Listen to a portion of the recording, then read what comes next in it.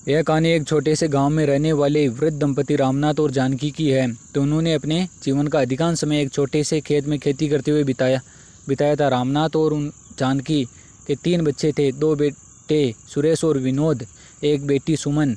वर्षों की मेहनत के बाद उन्होंने अपने बच्चों को अच्छी शिक्षा दी, जिससे वे शहर में नौकरियों में लग गए। बुढ़ापे में रामनाथ और जानकी के जीवन में बच्चों से मिलने की उम्मीद ही उनकी सबसे बड़ी खुशी थी। लेकिन जब बच्चे शहर गए तो वे धीरे धीरे अपने माँ बाप से दूर होते गए। सुरेश और विनोद ने शादी कर ली और अपने परिवार के साथ शहर में बस गए। सुमन की भी शादी हो गई, वह ससुराल चली गई। समय बीतता गया और रामनाथ और जानकी धीरे धीरे अपने गांव में अकेले रहने लग गई। शुरू में बच्चे कभी कभार फ़ोन कर दिया करते थे, लेकिन धीरे धीरे सिलसिला भी कम होता गया। रामनाथ का शरीर अब पहले जैसा नहीं रहा था। खेत में काम करना भी मुश्किल हो गया था। जानकी की आंखों की रोशनी कमज़ोर पड़ चुकी थी और वह घर के छोटे मोटे काम भी ठीक से नहीं कर पाती थी। एक दिन गांव में एक बुजुर्ग सभा का आयोजन हुआ। वहां सभी बुजुर्ग इकट्ठा हुए। सबने अपनी अपनी समस्या साझा की। किसी के बच्चे छोड़ गए थे तो किसी के बूढ़े होने के कारण घर में बोझ समझा जाता था। रामनाथ और जानकी ने भी अपने आप बीते सुनाए, लेकिन वह एक बुजुर्ग महोदय के एक बात कही जो रामनाथ के दिल में गहर उतर गई। महादेव ने कहा कि बुढ़ापा उस पेड़ की तरह होता है जो खुद अपने पैरों पर खड़ा रहकर अपने साये में दूसरों के पनाह देता है, पर अपना पेड़ दूसरों की उम्मीद से जिंदा रहे वो सूख जाता है। इस बात से रामनाथ और जानकी सोचने पर मजबूर कर दिया और उन्होंने अब किया कि वे अपने बच्चों की उम्मीद छोड़कर अपनी ज़िंदगी की अपने तरीके से जिएंगे। एक दिन रामनाथ गाँव के मुखिया से बात की और अपने खेत में एक हिस्से में गाँव के छोटे किसानों के बीच बांटने का निर्णय लिया, ताकि वह लोग बिना ज़मीन के इस खेती कर सके। इसके बदले उन्होंने एक शर्त रखी कि भी इस ज़मीन का खेती करेगा वह अपनी फसल का थोड़ा सा हिस्सा उन्हें देगा।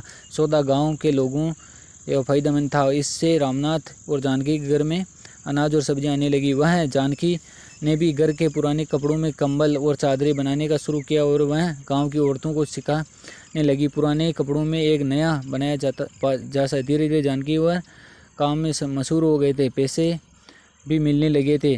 अब रामनाथ और जानकी एक बुढ़ापे में आत्मनिर्भर हो गए थे। वे खुश थे और उन्होंने अपने जीवन का उद्देश्य फिर से खोल लिया था। गांव में उनकी इज्जत और बढ़ गई। बच्चे जब भी फ़ोन करते थे वो सिर्फ उनका हालचाल पूछते और शिकायत के बिना अपनी ज़िंदगी के बारे में बताते। एक बार सुरेश और विनोद सोचा कि वे अपने माँ बाप को अपने शहर बुला लेंगे, लेकिन रामनाथ और जानकी ने साफ मना कर दिया और उन्हें कहा कि यही ठीक है, तुम चिंता करने की कोई ज़रूरत नहीं है, हमारे गाँव में हमारी ज़िंदगी से। समय के साथ रामनाथ और जानकी का स्वास्थ्य और कमज़ोर होता गया और जिससे आत्मविश्वास टूटता गया, कभी नहीं डगमगाए। एक दिन जब रामनाथ की तबीयत बहुत खराब हो गई तो गांव के लोग इकट्ठा हो गए और डॉक्टर ने बताया कि रामनाथ के बचने की संभावना कम है। जानकी यह सुनकर चुप हो गई, लेकिन उसने अपने आंसू नहीं बहाए। रामनाथ का हाथ पकड़ा और कहा, हमने ज़िंदगी जी ली है, अब समय आ गया है, यात्रा को ख़त्म करें, लेकिन जानती हूँ कि जहाँ भी रहोगे हमेशा के लिए साथ रहोगे।